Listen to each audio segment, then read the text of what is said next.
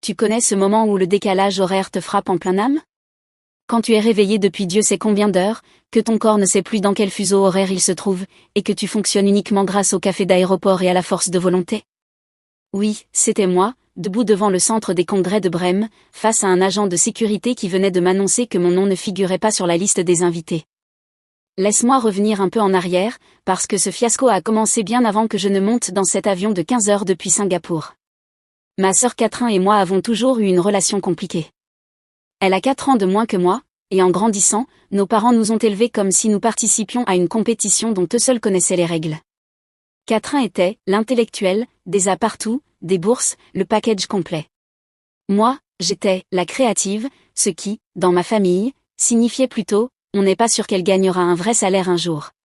Il y a 5 ans, j'ai déménagé à Singapour pour le travail. Je suis designer textile, et j'avais décroché une opportunité incroyable dans une entreprise de mode durable qui commençait à faire parler d'elle en Asie. La réaction de mes parents? C'est bien, ma chérie. Catherine vient d'être acceptée en faculté de médecine. 6 semaines avant la remise de diplôme de Catherine, elle m'a appelé en pleurant. S'il te plaît, viens, avait-elle dit, sa voix tremblant de cette façon qui me faisait systématiquement céder. Maman et papa seront là, évidemment, mais je veux que tu y sois aussi. Tu es ma seule sœur. C'est un moment énorme pour moi. J'ai regardé mon calendrier. J'avais une présentation majeure prévue le lendemain de sa cérémonie, et le trajet en avion me ferait perdre presque 3 jours alors que je croulais déjà sous les deadlines. Mais elle semblait tellement sincère, tellement vulnérable. Je viendrai, me suis-je entendu répondre. Son petit cri de joie m'a fait sourire malgré mon épuisement. Vraiment? Oh mon Dieu, merci. Je vais m'assurer que tu es la meilleure place. Je te mettrai juste devant, avec maman et papa. Le billet m'a coûté presque 2 mois de loyer. Singapour Brême n'est pas exactement un saut de puce, et réservé à la dernière minute revient à vendre un rein. Mais je me suis dit que ça en valait la peine. La famille, c'est important, non? Catherine voulait que ma visite soit une surprise, disait-elle. Elle s'occuperait de tout, la liste des invités, les places, le dîner familial après la cérémonie. Tout ce que j'avais à faire, c'était venir. Le vol de 15 heures a été brutal. Air recyclé, un bébé qui hurlait 3 rangées plus loin, et un type à côté de moi qui considérait apparemment que les accoudoirs étaient purement décoratifs. J'ai tenté de dormir, mais je me réveillais en sursaut, obsédée à l'idée de rater ma correspondance. Mon esprit ne cessait d'imaginer le moment où je verrais Catherine traverser la Seine, à quel point je serais fière. J'ai atterri à Brême à 8 heures, heure locale, ce qui ressemblait à 15 heures pour mon corps encore bloqué à Singapour. J'avais voyagé léger, juste un bagage cabine avec ma plus belle robe, un peu de maquillage, et un cadeau que j'avais mis des semaines à trouver, un stéthoscope vintage déniché dans une boutique d'antiquités à Little India. Il était gravé au nom d'un médecin des années 50, et je pensais que Catherine adorerait son histoire. La cérémonie était à 14 heures. J'avais 6 heures pour rejoindre mon hôtel, prendre une douche, redevenir un être humain présentable et me rendre au lieu. Large, pensais-je. Sauf que mon chauffeur Uber s'est trompé de route. 2 fois. Ensuite, l'hôtel n'avait pas d'eau chaude. Quand j'ai enfin été prête, il me restait 45 minutes pour traverser la ville. J'ai sauté dans un autre Uber, regardant les minutes défiler sur mon téléphone, mon anxiété montant à chaque feu rouge. Je suis arrivée au centre des congrès de Brême avec 10 minutes d'avance, ma robe légèrement froissée, mes cheveux pas aussi impeccables que prévu, mais j'y étais. J'avais volé 15 heures, dépensé une petite fortune, bouleversé tout mon planning professionnel, et j'étais là. Le garde à l'entrée était un homme au regard sévère, la cinquantaine, du genre à aimer dire « non ». « Non », demanda-t-il sans vraiment lever les yeux de sa tablette. « Sophia Bergman », répondis-je avec un sourire malgré ma fatigue. Je suis de la famille d'une diplômée. Catherine Bergman. Il fit défiler sa liste. Encore. Puis encore. Avant de relever la tête avec une expression qui me fit l'estomac tomber. Mademoiselle, votre nom n'est pas sur la liste. Quoi? Non, c'est impossible. Vous pouvez vérifier encore? Sophia. Sophia Bergman. Bergmann. Il vérifia de nouveau, lentement, comme s'il m'accordait une faveur. Pas là. Peut-être que vous avez le mauvais endroit? Non, c'est bien ici. Ma sœur est diplômée aujourd'hui. Catherine Bergman. Faculté de médecine. Elle m'a dit qu'elle ajouterait mon nom à la liste. Alors vous devez la contacter pour qu'elle vous ajoute. Je ne peux pas vous laisser entrer sans autorisation. Les mains tremblantes, j'ai envoyé un message à Catherine. Hey. Je suis à l'entrée mais le garde dit que je ne suis pas sur la liste. Tu peux régler ça? La cérémonie commence bientôt. Je restais là, regardant les autres familles entrer avec leurs fleurs, leurs ballons, leurs appareils photo. Le garde passait à d'autres personnes, me jetant parfois un regard comme si j'étais un problème qui allait finir par disparaître. 5 minutes passèrent. Les 5 minutes les plus longues de ma vie. Puis mon téléphone vibra. 4-1, désolé, 6. Profite de la vie nocturne en ville. J'ai relu le message 3 fois, certaine de mal comprendre. Certain que le décalage horaire me jouait des tours. Mais non. C'était écrit noir sur blanc. Elle ne me laissait pas entrer. Elle savait que je venais, évidemment qu'elle le savait, c'est elle qui avait insisté et elle m'avait volontairement laissé hors de la liste. Le gardien me regardait. Tout va bien, mademoiselle? Oui, répondis-je, ma voix lointaine. Oui, ça va. Je me suis éloignée de l'entrée, complètement sonnée, mes talons de créatrice claquant contre le trottoir. 15 heures de vol. 2 mois de loyer. Un planning de travail complètement chamboulé. Et pourquoi? Pour être une blague? La punchline d'un jeu tordu dont j'ignorais même l'existence? J'ai trouvé un banc de l'autre côté de la rue, face au centre des congrès, et je m'y suis assise, fixant mon téléphone. Une partie de moi avait envie de pleurer. Une autre avait envie de hurler. Mais surtout, je me sentais fatiguée. Une fatigue profonde, qui te broie l'âme. Mon téléphone a vibré. Un message de ma mère. Où es-tu? La cérémonie commence. Donc non plus ne savait pas Catherine avait gardé ma visite secrète, même pour nos parents. Pourquoi? Quel était le but de tout ça? Je n'ai pas répondu à ma mère. À la place, j'ai ouvert mes contacts et j'ai fait défiler jusqu'à un nom que je n'avais pas appelé depuis des mois, Henrik. Mon ex de l'université, parti s'installer à Brême 3 ans plus tôt. On était restés amis, le genre d'amis qui s'envoient des messages d'anniversaire et liquent les photos Insta de l'autre, mais qui ne se parlent plus vraiment. Il a décroché à la 2e sonnerie. Sophia? Putain, c'est vraiment toi? Salut Henrik. Je sais que c'est bizarre, mais, tu es libre là tout de suite? Ouais.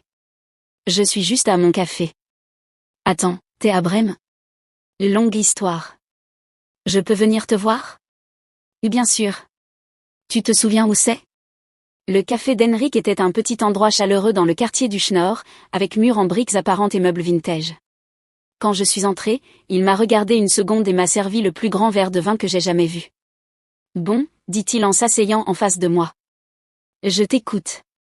Alors je lui ai tout raconté. L'appel de Catherine, le voleur de prix, mon nom absent de la liste, le message humiliant. Le temps que je termine, j'avais vidé mon verre, et Henrik avait l'air furieux. C'est complètement dingue, dit-il. Qui fait ça? Apparemment, ma sœur. Non, sérieusement. Qui supplie quelqu'un de voler 15 heures pour ensuite, quoi? L'humilier pour le plaisir? J'ai haussé les épaules, vidé. Peut-être que je l'ai mérité, d'une façon ou d'une autre. Peut-être que j'ai fait. Stop. Henrik m'interrompit. Ne commence pas. Ne trouve pas des excuses à la cruauté. On est resté silencieux un moment. Puis le téléphone d'Henrik a vibré. Il a jeté un œil, et ses sourcils se sont levés d'un coup. Quoi? Ai-je demandé. Tu ne vas pas le croire. Il m'a montré son écran. C'était une alerte locale. Cérémonie de remise des diplômes de la faculté de médecine évacuée en raison d'une alarme incendie. Mon cœur a raté un battement. Quoi? Henrik cherchait déjà plus d'informations. Ça dit, apparemment quelqu'un a déclenché l'alarme environ 20 minutes après le début. Tout le monde a dû sortir. Ils pensent que c'est peut-être un canular, mais ils ont dû annuler le reste de l'événement. Putain, Sophia. Je regardais l'article, lisant chaque détail. La cérémonie s'était arrêtée juste avant l'appel des noms. Personne n'avait pu monter sur scène. La remise des diplômes était reportée à la semaine suivante. Karma, souffla Henrik. C'est littéralement du karma. Mon téléphone explosa de messages et d'appels de Catherine.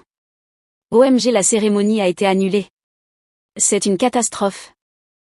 T'es où? Puis ma mère appela. Sophia. Où es-tu? Catherine vient de nous dire que tu as pris l'avion? Pourquoi tu n'as rien dit? Parce que Catherine m'a demandé de ne rien dire.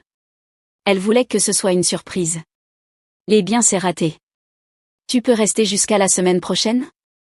Non, maman. Je dois repartir demain pour le travail. Après avoir raccroché, Henrik me regarda. Tu ne vas pas leur dire ce qu'elle t'a fait? À quoi bon? Henrik se pencha vers moi. On s'en fout de la cérémonie. Tu es à Brême. C'est quand la dernière fois que tu as vraiment profité de cette ville? Pendant les 8 heures suivantes, Henrik m'a fait visiter Brême. On a exploré la Böttcherstrasse, mangé une cuisine turque incroyable, marché le long de la Weser au coucher du soleil, écouté des musiciens de rue. J'ai ignoré tous les appels et messages de ma famille. Vers 23 heures, on s'est retrouvés sur le balcon de l'appartement d'Henrik, avec un café. Pourquoi tu les laisses te traiter comme ça? Demanda Henrik. Tu as volé 15 heures pour quelqu'un qui n'a même pas pris la peine d'écrire ton nom sur une liste. Tu as passé ta vie à essayer de prouver ta valeur à des gens qui ont déjà décidé que tu n'en avais pas. Ces mots m'ont frappé comme un coup de poing. Je ne sais pas comment arrêter. C'est ma famille. Une famille ne fait pas ce genre de truc. Puis mon téléphone sonna à un numéro inconnu. Ici le docteur Meyer, de l'hôpital universitaire de Brême.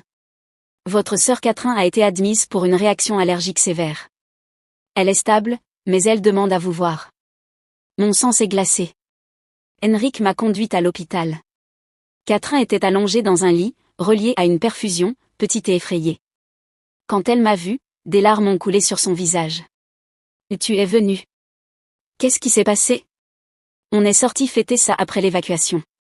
J'ai commandé quelque chose et j'ai demandé s'il y avait des fruits de mer, mais quelque chose s'est perdu dans la traduction. Elle a désigné son corps. Tout est arrivé tellement vite. Puis, je suis tellement désolée, Sophia. Pas pour la réaction allergique. Pour la remise des diplômes. Pour le message. Pour tout. Pourquoi? J'étais jalouse. Tu as cette vie incroyable à Singapour. Tu fais quelque chose que tu aimes.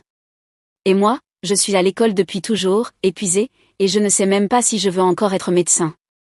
Je voulais te blesser comme je me sentais blessée. Quand j'ai envoyé ce message, j'ai eu la nausée tout de suite. Puis l'alarme incendie, puis ça, j'ai eu l'impression que l'univers me punissait. J'ai regardé ma sœur vraiment regarder. Elle avait l'air perdue. Humaine. Pleine de défauts. Je ne te pardonne pas, ai-je dit honnêtement. Pas encore. Ce que tu as fait est vraiment grave. Mais j'essaie de le comprendre. C'est plus que ce que je mérite. Tu ne veux vraiment plus devenir médecin? Je ne sais pas. Je ne me suis jamais autorisée à penser à autre chose. Plus tard, ma mère m'a demandé si je restais chez eux. J'ai dit que j'avais un hôtel, un mensonge, mais Henrik m'avait proposé son canapé. Cette nuit-là, allongée sur le canapé d'Henrik, j'ai regardé le cadeau que j'avais apporté, un stéthoscope vintage que j'avais mis des heures à trouver. Je voulais montrer à Catherine que j'étais fière d'elle. Mais peut-être que j'étais tellement occupée à vouloir être vue par eux que j'avais oublié de me voir moi-même. J'ai rédigé un email à mon patron à propos du projet de textile en bambou, celui pour lequel j'avais trop peur de me porter volontaire. Puis j'ai bloqué du temps pour un cours de poterie que je voulais prendre depuis des mois. Le lendemain matin, Henrik m'a conduite à l'aéroport. Tu reviens pour la cérémonie reportée? Honnêtement? Probablement pas. Mais je reviendrai peut-être à Brême. Pour de meilleures raisons. Dans l'avion, j'ai écrit à Catherine. Contente que tu t'en sois sortie. Parlons quand tu seras prête à avoir une vraie conversation sur ce que tu as fait. Pas des excuses. Une vraie discussion. D'ici là, j'ai besoin d'espace. En atterrissant à Singapour, je me sentais plus légère. Comme si j'avais laissé quelque chose de lourd derrière moi, peut-être le besoin de me prouver, ou l'idée que l'acceptation de la famille valait n'importe quel prix. 2 semaines plus tard, Catherine m'a envoyé un long email. Une vraie excuse cette fois, en reconnaissant ce qu'elle avait fait et pourquoi c'était mal. Elle voyait une thérapeute pour sa jalousie et ses doutes sur son avenir. Je n'ai pas répondu tout de suite. Je l'ai gardé pour le moment où je me sentirais prête. Le cours de poterie était incroyable. J'ai fait le bol le plus moche que vous puissiez imaginer, et j'ai adoré chaque seconde. Le projet en bambou a été approuvé. Henrik et moi avons commencé à faire des appels vidéo chaque semaine. Est-ce que j'ai pardonné Catherine un jour? Je ne sais pas. On se parle parfois maintenant, mais c'est différent. Plus honnête. Moins dans la mise en scène. Parfois, les pires choses qui nous arrivent sont exactement celles dont nous avions besoin. Pas parce qu'elles font du bien, mais parce qu'elles ouvrent quelque chose qui était déjà fissuré, nous forcent à voir des schémas que nous ignorions, nous obligent à nous choisir nous-mêmes quand on a passé toute une vie à choisir les autres. Cette liste d'invités vides a été le début de quelque chose d'inattendu, la permission d'arrêter de me battre pour appartenir à des endroits qui n'ont jamais été faits pour moi. La permission de construire ma propre vie, selon mes propres termes. 15 heures de vol, 2 mois de loyer, et une cérémonie annulée plus tard ? Je dirais que c'est le meilleur argent que j'ai jamais dépensé.